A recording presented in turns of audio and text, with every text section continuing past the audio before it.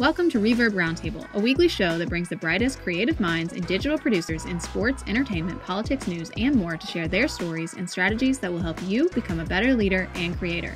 This podcast is hosted by Clark Campbell, the founder and CEO of Reverb Agency, an event media production company where the goal is always to make great events look great online.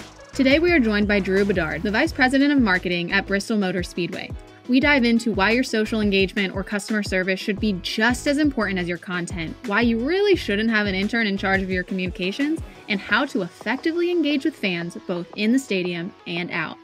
Now on to this week's episode. Here's your host, Clark Campbell.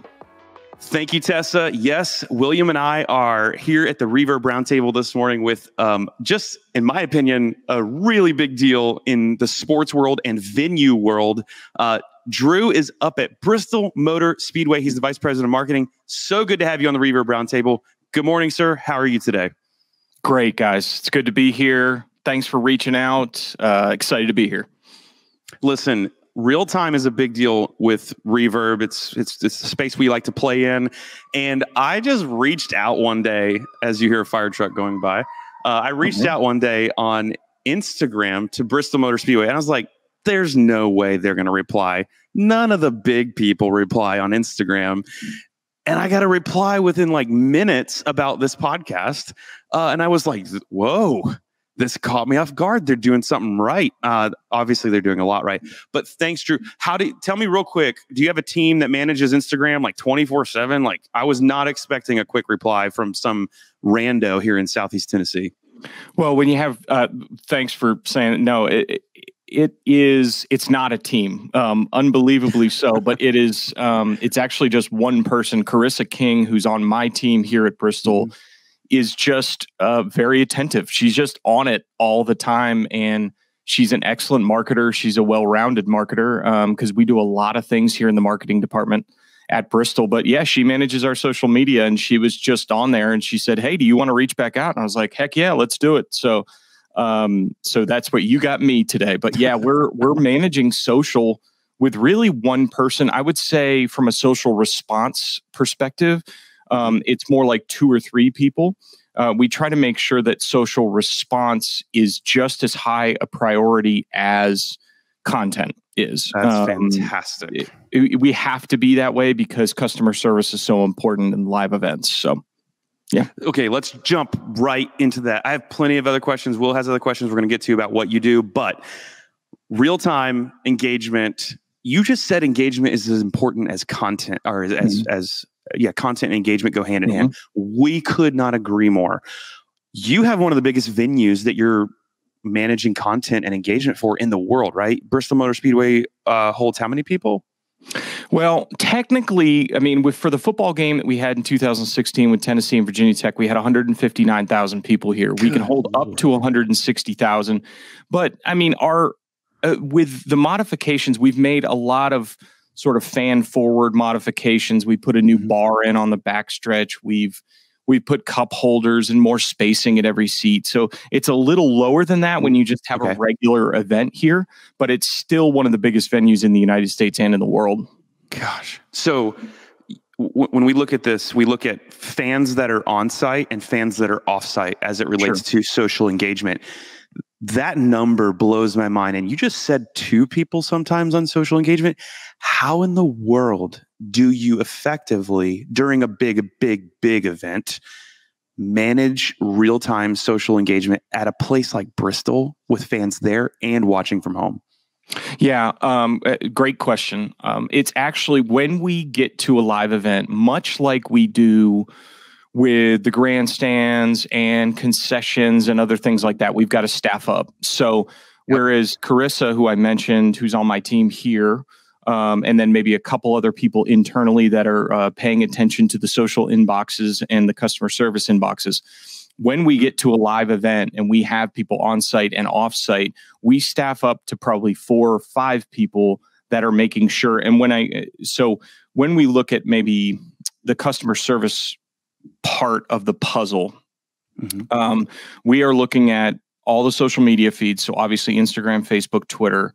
and TikTok's kind of emerging for us. I know you guys wanted to talk about that. We'll talk about that, I'm sure. So we're paying attention to that, but then we have an email inbox, and we have a text line, which has actually become a much bigger deal in the past few years. And it is for everybody, but for us in particular, we are managing that now, where that used to be managed by more of like an event operations crew. And we've said, no, we need to take that on, because it's actually a similar group of frequently asked questions. So we staff up for live events to probably 4 or 5 people. It's a lot. It happens 24 hours a day for the weeks that we have events, but we just try to manage it as a group. And even this last time, so when we've had the spring events where we had the dirt down, and we had 4 different large scale events, including NASCAR, we had people both on site here and off site, whether it be community members, people from the chamber who help us to answer questions, because a lot of it is travel based. It's where do I park? Where can I stay? A lot of those questions. So that's how we're managing it during live events.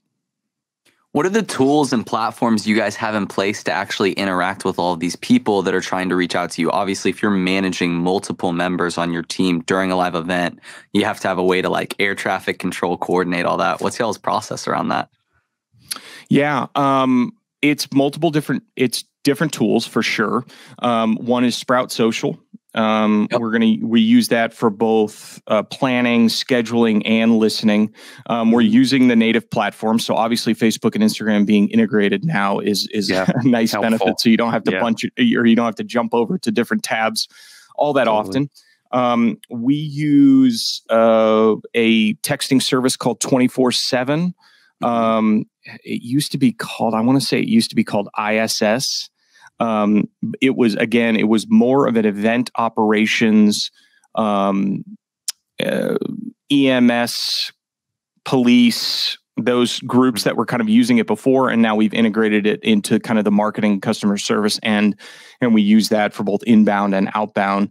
So I guess that's a few of the tools. But helpful. Honestly, a lot of it is this. I mean, a lot of it is people just having and being available and having that in their pocket and utilizing it. So, and answering as fast as possible, because that's a huge priority to me. Is again, going back to kind of the initial statement, which was that social engagement, customer service over social is a huge priority, because again, with live events, if people don't get that response, because everybody's one of one, right? Everybody is, I want a response to my question. I'm the most important person in the world, and we need to treat them as such and say, we're going to give you your response, whether it's the concessions are out of food in a certain area, or there's a bathroom that's out, or I can't get or where do I park, or whatever it is, if they're inbound to the stadium. Every question is important, but those are the few of the tools that we use. It's you're living what you're preaching, because I felt that last week when I sent the message to you. I expected this podcast recording to probably be months down the road, but here we are a week after we sent a Instagram message to you. Let's pivot slightly towards content. Sure. You read a lot. I'm gonna ask you probably a 2-part question here. You read a lot, and how do you marry? What have you read? What books have you read that help you marry this idea of content and engagement, or content and service are so equal? I'm going somewhere with this question, I promise. Sure. How do you marry the two of these when it comes to your team? How do you make sure your team is executing on all cylinders when it comes to both content and engagement? Is there a book or something? What's your philosophy on this balance? Yeah, it's a good question. I mean, I think for me, the books that I have read that have had a huge impact on me are somewhat related to this. I think it's more of a general philosophy of when we're in the moment. So let me cover the two things. Go for it. Some of the books that I've loved: Building a Story Brand, The One Thing by Gary Keller, Essentialism by Greg McKeown. So I guess that informs my philosophy of simplistic, like, it doesn't need to be complicated. So similar to what I was just talking about with the philosophy behind response is, let's just think about this from the person's perspective. So having empathy, understanding that their question is one of one. Let's take it as such and let's try to respond in a quick manner. Let's not try to overcomplicate it. When it comes to content itself, I think our general philosophy, so this is another, when we're at a live event, we staff up to deliver on, and this comes down from our CEO, Marcus Smith, in Charlotte, for Speedway Motorsports as well, is that Marcus is very, like, he's watching our channels. He wants to see, and my boss here at Bristol Motor Speedway, Jerry Caldwell, is the same way, is just wants to see us putting that engaging content out so people can respond to it. But we also are looking at the analytics to understand what works and what doesn't work. So we're not necessarily doing everything under the sun. We are putting things out and then optimizing based on that. Okay. But let me go back to the staffing portion, is that during a live event, just like social response, when it comes to content itself, we staff up. So Speedway Motorsports, we now sort of have this practice of kind of an all 8 tracks kind of help each other. So like, for example, at the Food City Dirt Race, which was our spring dirt race for NASCAR, I had a member of our team from Kentucky Speedway who is down here, who works with us all the time. Part of my job is also, I run the screen, Colossus TV, our Jumbotron here in the stadium. So I've got some people that work on that, but they're sort of simultaneously cutting and editing content at the same time. So we brought in one of our team members from Las Vegas Motor Speedway, Graham, who's an excellent shooter editor. He came in, shot a lot of content. So we're trying to produce real-time clips for social, but we're also putting those clips together for post-event, not only sponsor engagement, but customer engagement. So, but a few more things that we're doing, like, kind of the low-hanging fruit was everything we put out that was related to dirt in the spring just shot through the roof. So we learned very early on, if we just put out more dirt content, that's what people are liking. That's what people want. So we did more dirt drone footage. We did more. I have a question about that. Sure. We're StoryBrand certified. We are massive fans. We love StoryBrand. Yeah. Why was the dirt so attention getting? Tell me why it worked. It's a great question. I mean, I think, I have my own theories on it. Tell me. It was, so NASCAR hadn't raced on dirt in 50 years. Bristol Motor Speedway is a traditional concrete half-mile oval. But when you do something different like this, so new and novel, I think novelty wins a lot of times in marketing. So it wasn't just the dirt announcement that we were going to put dirt down, but then we knew from past history, like when we built the football field in 2016, people love to see behind the scenes. They love to see what's going on. So we worked with EarthCam to do a live cam here in the stadium.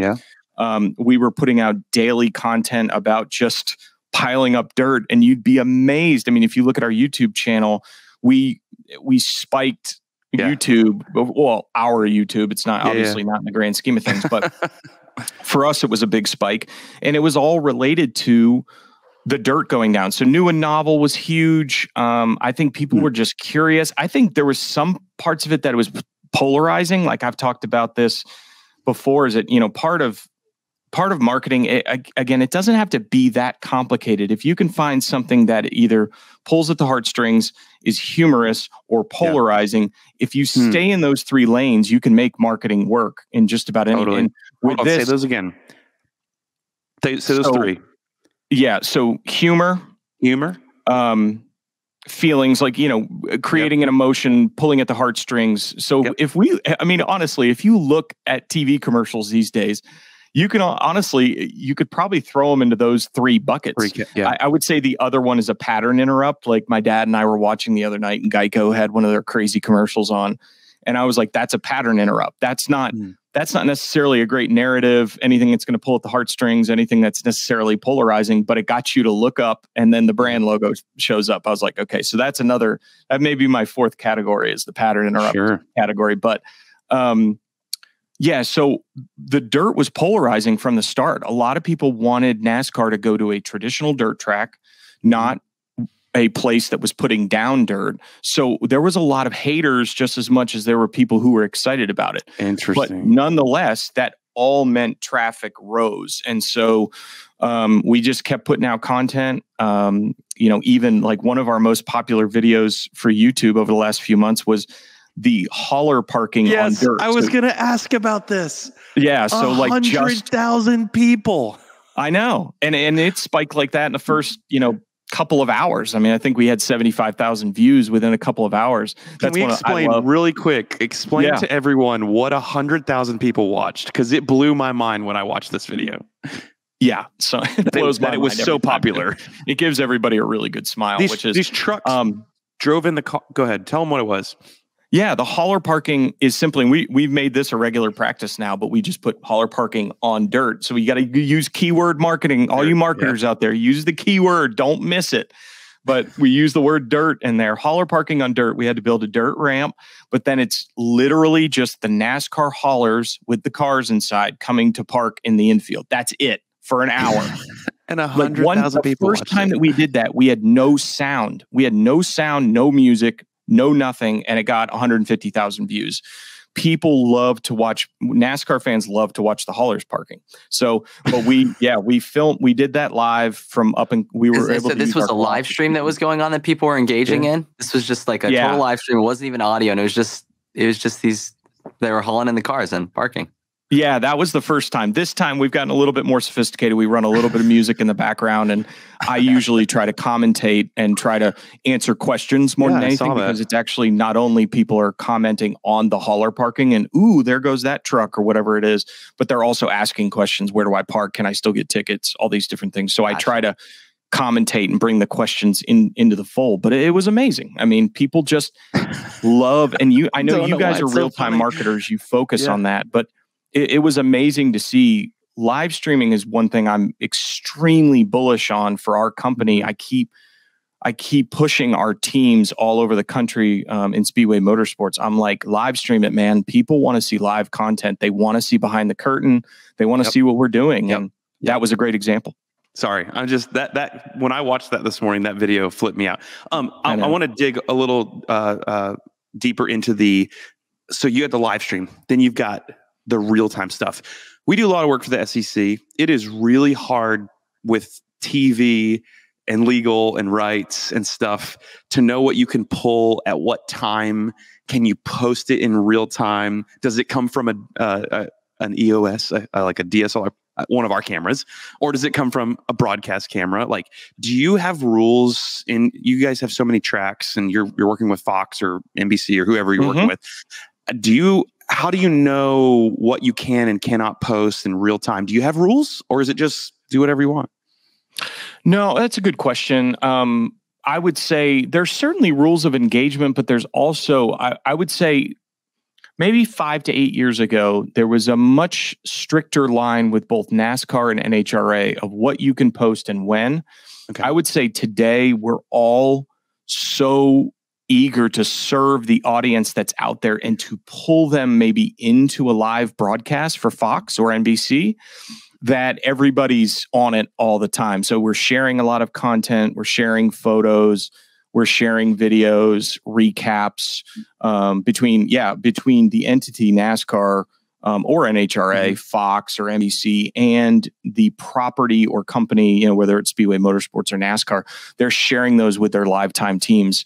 And that's just, I think it's just a service, because you have to understand, I think it's going back to core fundamentals of understanding, I guess, where the money's made and where the audience, how to serve an audience. Like, the TV deal is a big deal for all of us in NASCAR, for the teams, for the tracks, for the entity. It's huge. And for the upcoming 2022 and 2024 re-signing of these contracts, it's huge. So we understand pulling people into the live broadcast is extremely important. Now, us as a property, we want to sell the tickets, but when a live event is going on, the ticket's already sold essentially at that point. Right. So you're either here or you're not. And we know that if you're not, we're trying to do two things: either get you into the broadcast or get you here the next time. So we understand that live content is extremely important to show those. And another book that's really important to me is It's Dan and Chip Heath's book, The Power of Moments. In that book, it talks about peak moments. And, it's why the flyover in research gets, whether it's the flyover, the national anthem, a key wreck, whether Dale Jr. won, obviously in the past, but there's certain things that would show up in the research all the time. And when you think about it, it's really because of that core idea of peak moments. People have snapshots in their brain. So you want to build as many of those as possible. So for the people that are not on property, we're trying to give the people off property those peak moments as well. So again, they want to do two things: either get sucked into the broadcast and say, okay, I need to watch, I need to see what happens next, or I want to visit that place next time. Will, what do we hear most often? The biggest compliment we get from fans and followers for the brand or for us as a company. Will, what do we hear most often? People tell us all the time it felt like I was there, which is always an awesome compliment, because we're trying to do the exact same thing you're trying to do at all the events. Ultimately speaking, we're either trying to hit the deliverable that the event wants for the next one, which is to sell tickets, or try to get them to engage in some shape, form, or fashion while it's happening, whether it's through the live stream or through products they're selling and whatnot. But yeah, I mean, as you're talking about, it's all about inviting people into that story, into that narrative transportation, so that they're then engaging with your content at the next level. Like social, at the end of the day, content wise, is all about like the transaction onto the next thing. Almost a lot of times, like they're just there temporarily for us to push them to engage with the next thing with the event, whether that's in person, whether that's engaged with the programming through the live event.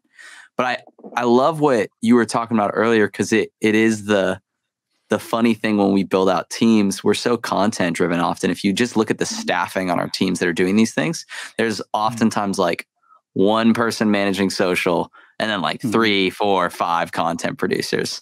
But in that live event setting, like so much of that communication is taking place there. Like I think we're looking at hiring some people around Reverb right now.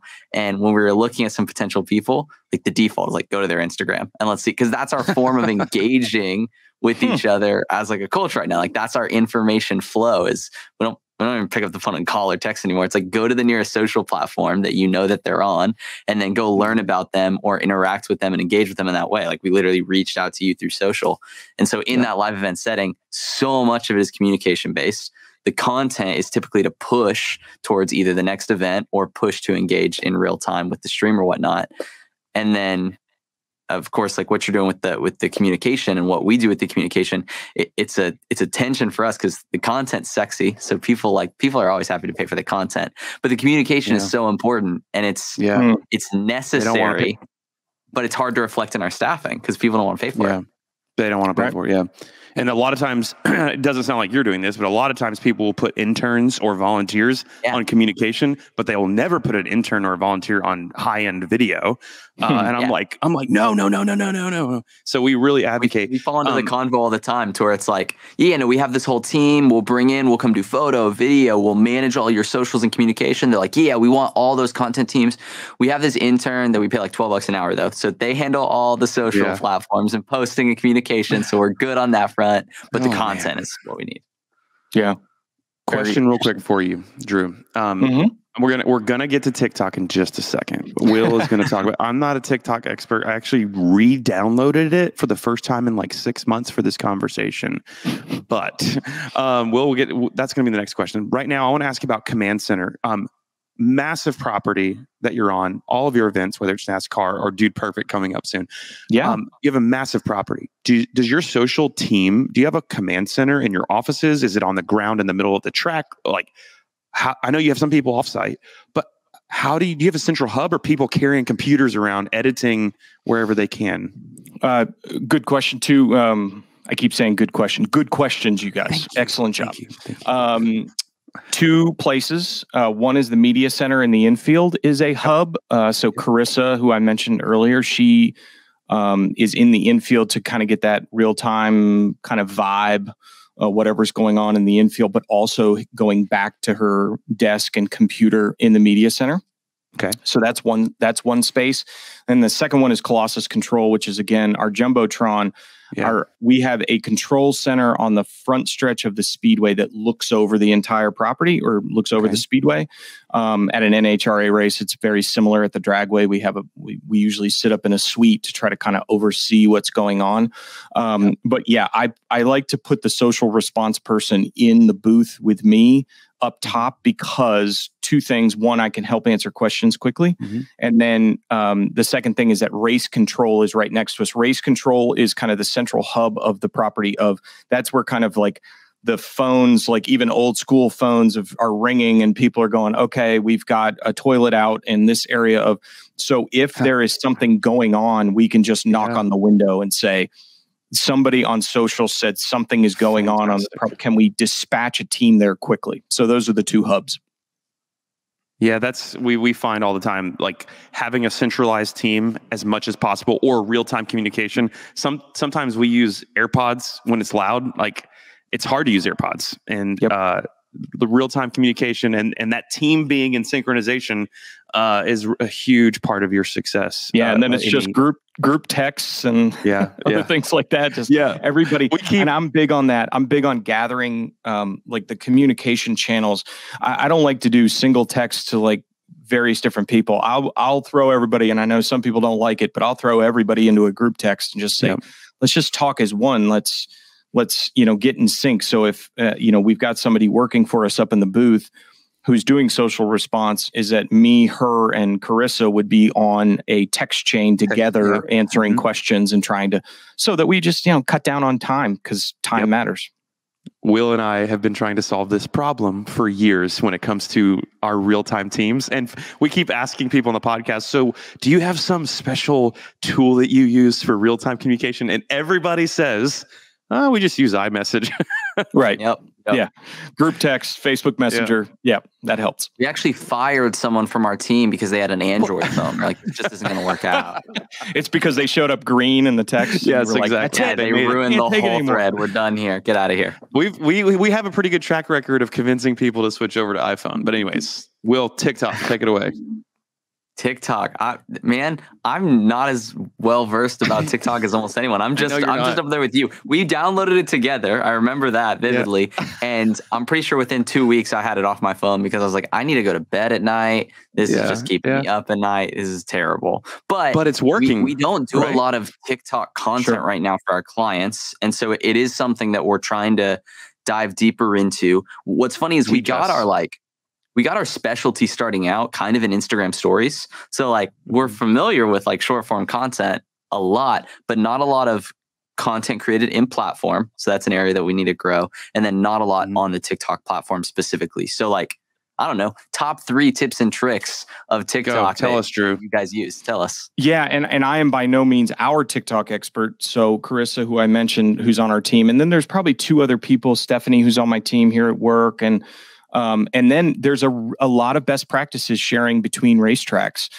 We have some real experts out there. So it's emerging for all of us in the brand space. I think I would obviously say that there were some TikTok people on the front end, your Gary V's and everybody else. But I would say our best practices are do what's working on the other platforms, but make it platform relevant. So I would say when we do it internally, like if we were doing something with dirt, you'd have look at the different platforms. Okay.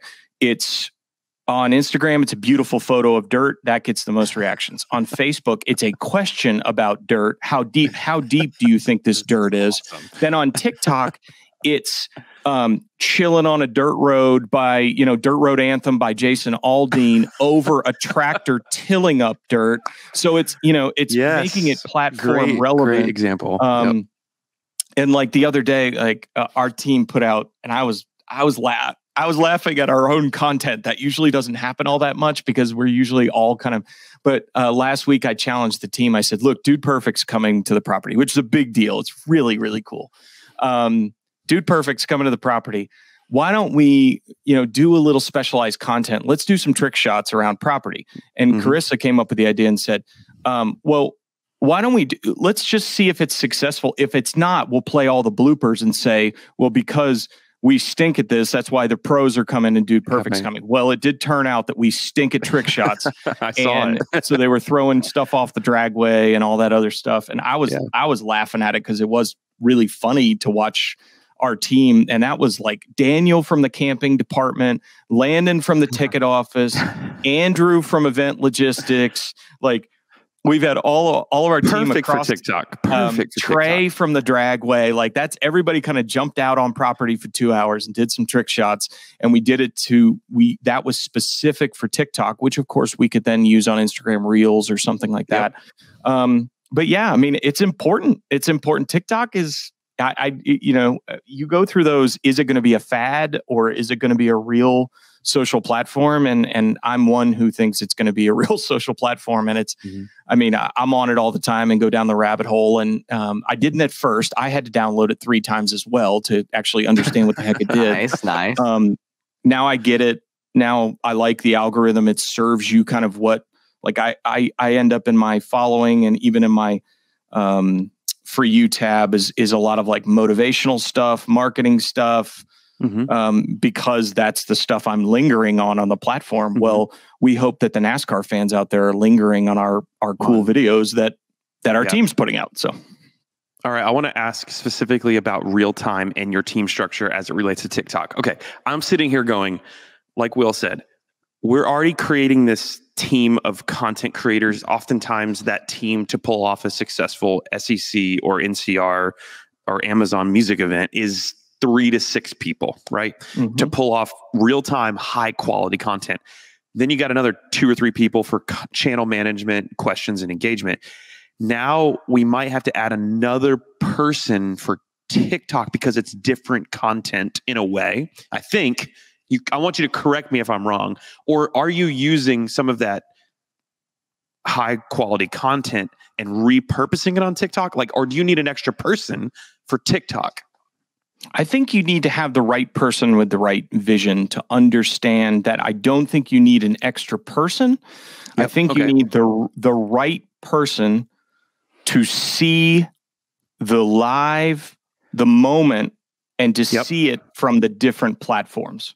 I agree with that. I think that's maybe the most important thing. And obviously we all learn that in the live event space through trust and through time, is that can my social person see it for the different platforms? And if you get somebody who can do that, hold on to them, hold on to their leg and don't let them go anywhere. Like, we have another guy, Will Tharp, who comes in on our event weekends, Mandy Smith from Atlanta, Will's at Charlotte Motor Speedway, just really smart marketers.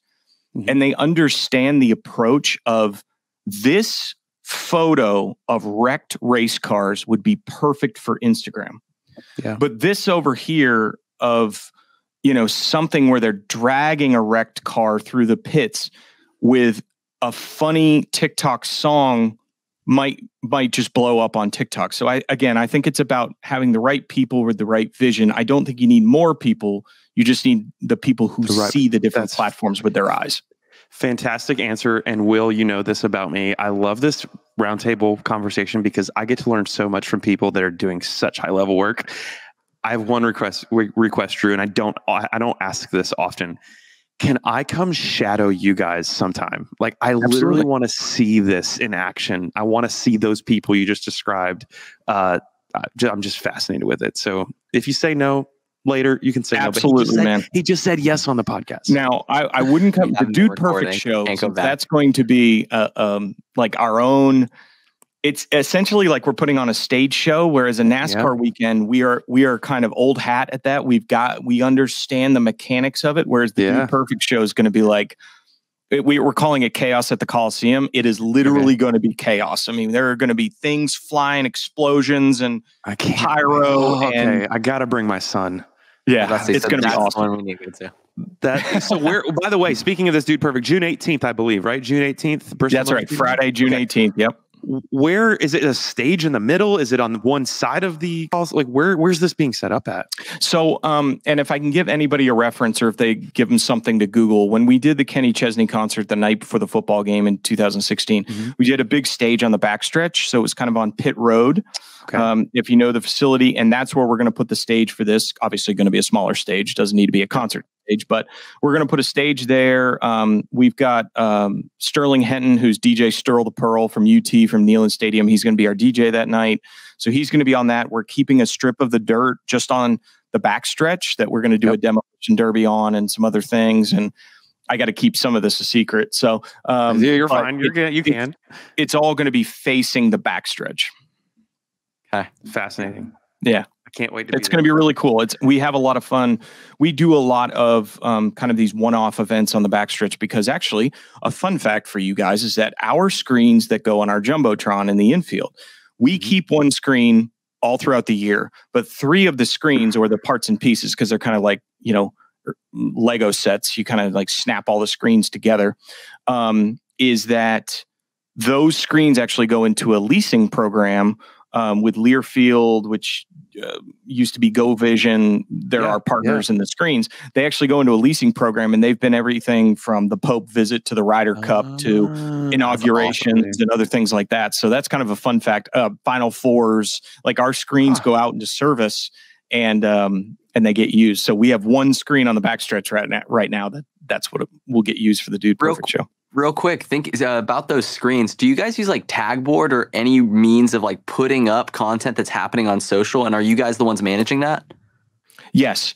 Yeah, we manage, we have a control center there that we manage. The graphics engine is a VizRT, which is what a lot of like ESPN, CNN, they use that. It's probably even overcooked for what we need it for, but we use that to be able to do those kind of left rail. If we'll bring something in social, 50-50. Now, the social, where we're getting photos is from our mobile app provider. So that is Fan360. They're out of Kansas City. They do our CRM and our apps. So we bring in some photos and some real-time social. But then otherwise, we are putting up social content or social tags. We are literally typing those out in real time in the room if we get something that really works. Now, we have used something like Tagboard. We've used some social software before.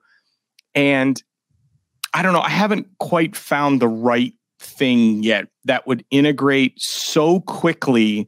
Like, okay, what a NASCAR fan wants to see, I think from analyzing it, is they want to see a real-time tweet from, like, say, one year, like Kevin Harvick came into the pits and his car was on fire.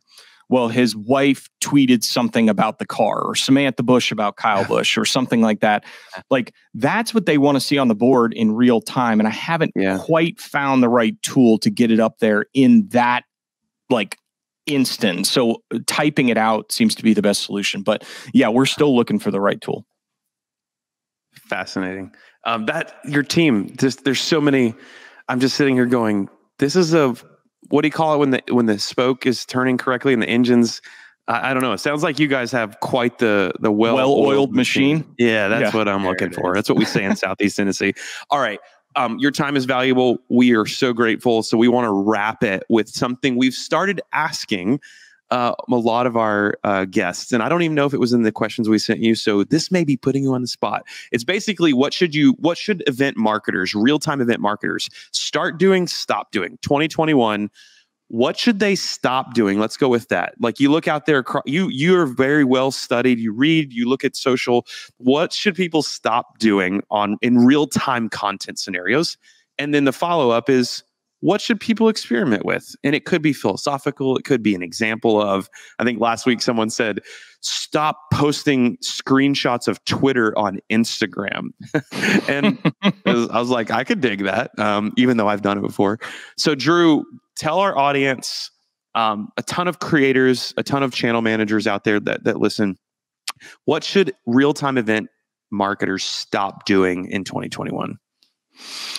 I would say stop focusing on stuff that doesn't matter or doesn't work. Like, I think one of the ideas is you staff up and you get a group like you guys, which I think is awesome. I think a core group of like that's working on real-time stuff, but like focus in real time on what is working and what isn't, and then optimize and do more of what's working. So that's good. Stop just flying blind, throwing darts at it. Now, experiment. Now, you said the word experiment. I am all for experimentation.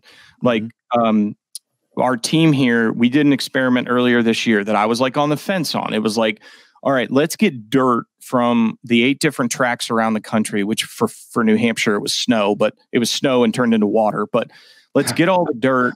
Let's have them do a video from their place, ship it to us, and then we're going to pour it in the dirt here, right? I was like, I don't know. Is that going to be too much time? Is that going to be... It went over huge. It was great. And I have to give all the credit to Carissa, our team, Stephanie, Brad, like everybody who works on my team here, really smart marketers, and they're willing to experiment. I'm all for that. But I think you do have to analyze, like I always say, I'm married to one woman, my wife, Jessica. I'm not married to any ideas. So it's not like I need to be right. I don't have any ego in this. Let's try something. If it doesn't work, don't do it again. Like, so be willing to experiment, but then also be willing to put those posts out there, try different things, then look at the analytics. Man, I can't say that enough. Like, watch the analytics, watch what people respond to. And if they're responding to it, give them more of what they're responding to. I think that makes sense in the podcast game, in YouTube game, like in YouTube world, TikTok, any social platform, real-time live events, give them more of what they want. So that's probably some stop and some experimentation. I'd say something to start doing, if you haven't done it already, is you got to digitize everything. Like you've got to, whereas probably we were a little bit more old school. We had a lot of paper, like pamphlets and guides and all these different things. I would say you got to digitize everything. We went through this last year. The NASCAR All-Star race was sort of gifted to us 5 weeks out from the date, and we were still going to do paper tickets in COVID. We had to switch over to digital tickets within 5 weeks. So then we had to create a completely digital customer program of how are we going to get people to adopt digital tickets? But if channel managers, if real-time marketers are not, so the social response that we talked about earlier, like don't take that for granted. Everybody is on their phones. They're looking for not only that great content, those peak moments, but they're looking for you to respond, and not only respond in your response and in your words, but respond by changing the ecosystem. Like I will change the website in real time based on if there's a frequently asked question, like what's the weather policy? When is this going to start? When's it going to end? Like we're constantly putting that stuff out. So sorry to be long-winded, but those are some things. Tons of wisdom, Drew. Tons of wisdom. That was great. And I like to piggyback off that for 2 seconds. I think one of the things that Clark can say firsthand we've experienced is that when we have smaller teams, we move quicker. And we're more nimble to that approach. So we can pivot easier. When we have larger teams, it's so much harder to actually change the game plan in real time, on site, while it's going on. But it's necessary. And I think that speaks to having someone who is key person looking at those analytics, looking at the response, feeling around what's going to happen. Like they're the producer on our team. That's what we call them. It's just the producer of the event. They're the ones ultimately calling the shot, helping direct the team. And I think that role is really necessary in order to achieve what you're talking about, which is just the ability to be nimble, change things quickly based off of feedback you're receiving. Absolutely. Drew, thank you so much for coming on and talking to us. This has been awesome. You have so much knowledge that you've given us. How do people follow you? So tell us, where do we follow you on the socials? Where do we learn from you? Tell that to anyone who's listening. Yeah, I actually just ended a 4-year run on my own podcast, but I had a buddy who took over the feed. But I used to have a podcast, but now I'm just at Drew Bedard on most platforms, Twitter, Instagram. Even though personally, I'm trying not to be on social media as much. I try to be. I've got a 10, 9, and 6-year-old at home, so that's what I'm focused on. I'm focused on them, and I'm focused on Speedway Motorsports and Bristol Motor Speedway, and trying to make our team's the best that we can possibly be. Sorry, that sounded like the Army, but no, that's where I'm at Drew Bedard on most platforms. So thank you guys. I appreciate being on today. Personally learned a lot. I really, really, really appreciate your time. I know it's valuable. I hope you have an amazing day, and I am going to come up there and shadow you guys sometime. Absolutely, man. Anytime, both of you, the whole team, the Reverb team. Let's get you guys up here to an event, and we'll have some fun. Thank you, Drew. You've been listening to the Reverb Roundtable or watching. We love it when you watch. Not that we look great, but it's fun. You can see our emotions. We're on YouTube. We're on all the places you watch or listen to podcasts. Thank you so much for listening. More great content headed your way. Have a great week. Thank you so much for joining us this week on Reverb Roundtable. Don't forget that we write up show notes for every single episode, so you never have to worry about missing a thing. To grab those, just go to rvrb.cc/podcast and subscribe to our email list.